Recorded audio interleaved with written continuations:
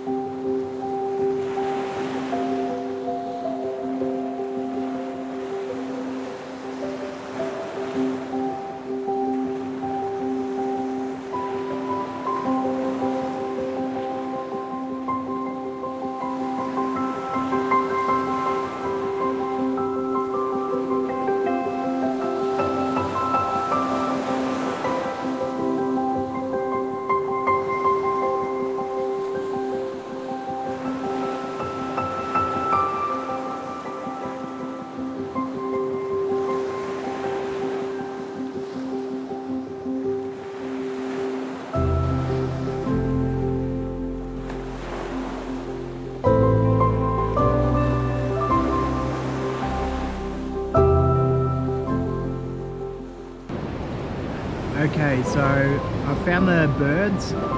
As I said earlier, they're quite nervous, so all I'm doing is hunkering down, hoping that they'll be brave enough to come towards me. It's a little bit challenging because it's obviously a wide open beach, so there's nowhere for me to hide at all. So I'm just lying as low as I can in the sand and hoping that they don't feel threatened at all.